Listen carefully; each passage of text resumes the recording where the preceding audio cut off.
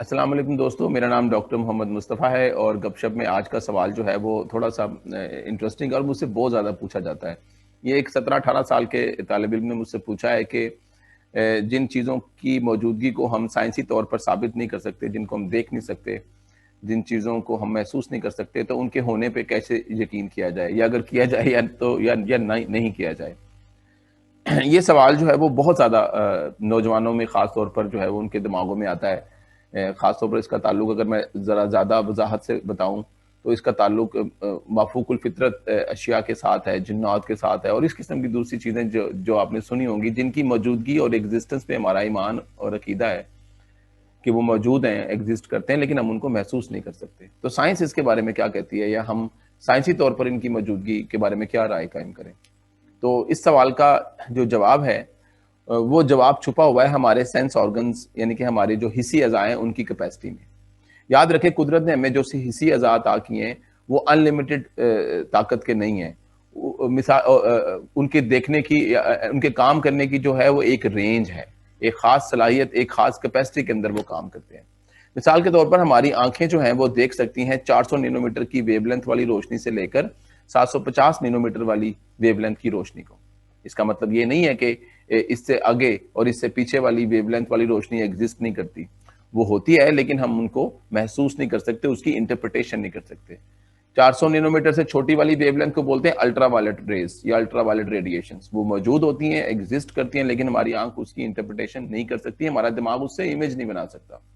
इसी तरह 750 नैनोमीटर से ज़्यादा बड़ी वेवलेंथ वाले रीजन को बोलते हैं इंफ्रारेड रीजन। वो रीजन उसकी वेवलेंथ्स होती हैं लेकिन हम उसको देख नहीं सकते, हम उसकी इमेज नहीं बना सकते। मिसाल के तौर पर जब कोई इस्त्री गर्म इस्त्री जो है वो किसी जगह पे कमरे में लगी हो, आप उसके पास खड़े हो तो वहाँ से आपको हरारत महसूस हो रही होगी, लेकिन आप किसी चीज़ को अपनी तरफ आता हुआ देख नहीं रहे हैं। उससे निकल कर आप तक कोई चीज़ आ नहीं रही है क्योंकि जो भी वो शुआएँ आप तक पहुँच रही हैं, वो इंफ्रारेड रीजन में है और वो हमारी आँखों के देखने की सलाहियत से परे है।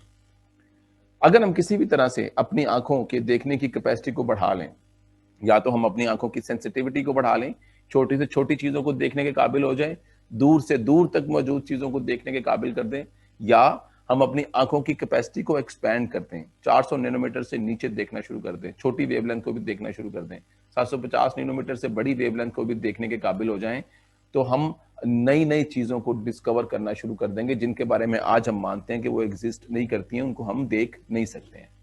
तो अक्सर मेरा मानना ये है, ये मेरा मानना है, इसलिए आप इससे इख्तिलाफ़ कर सकते हैं कि जितनी भी मफ़ूकुल फ़ितरत अशिया जिनको हम देख नहीं सकते हैं, वो हमारी आँखों के इस कैपेसिटी से परे रहती हैं। कुदरत ने उनको हमसे अलग बनाया है, इसी वजह से हम उनको देख नहीं पाते हैं क्योंकि वो हमारी आँखों की देखने की सलाहियत से दूर हैं। उनके जिस्म से निकलने वाली वेवलेंथ्स जो हैं वो अलग हैं, जो हमारी आँखों की रेंज में नहीं आती हैं। लेकिन अगर हम किसी तरह से अपनी आँखों की कैपेसिटी को बढ़ाते चले जाएँ, तो शायद एक वक़्त आए जब हम उन चीज़ों को भी देखना शुरू कर दें जो हमें आज नज़र नहीं आती हैं। जैसे आप रिमोट का बटन दबाते हैं तो रिमोट से एक शुआ निकल के, एक रेज़ निकल के जाती है टेलीविज़न की तरफ, लेकिन हम उसको देख नहीं सकते हैं क्योंकि हमारी आँखों की कैपेसिटी से वो दूर है। लेकिन अगर हम चाहें तो इंस्ट्रूमेंट्स की मदद से उसकी मौजूदगी को साबित कर सकते हैं।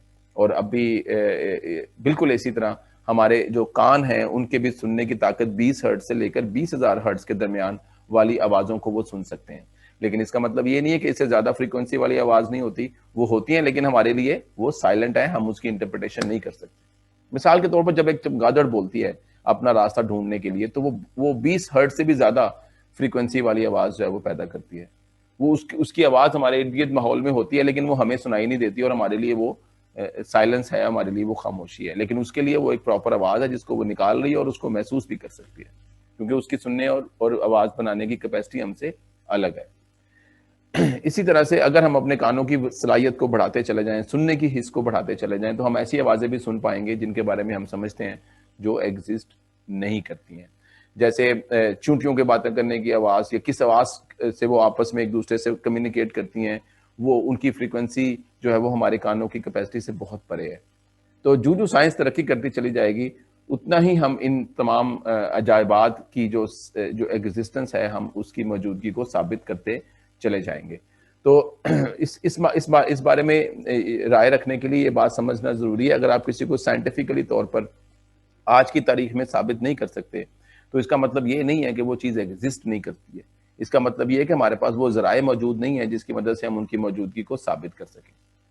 ये बिल्कुल ऐसे है जैसे अगर आप आज से 200 साल या 300 साल पहले जाकर किसी इंसान से ये कहें कि मैं पाकिस्तान में बैठकर यूरोप में या अमेरिका में किसी से भी बात कर सकता हूँ, वो मेरी तस्वीर देख सकता है, मैं उससे लाइव गुफ्तगू कर सकता हूँ, तो उस इंसान को लगेगा आज से 300 साल पहले कि आप जो है वो झक मार रहे हैं या आप जो है वो एक फजूल सी बात कर रहे हैं जो कि हो ही नहीं सकती है। तो उस कॉन्टेक्स्ट में उस दिन में, उस तारीख में वो चीज़ें जो हैं वो नामुमकिनात में हैं, लेकिन साइंस ने वक़्त के साथ-साथ इन्हीं तरह के नामुमकिनात को जो है वो मुमकिन बना दिया है।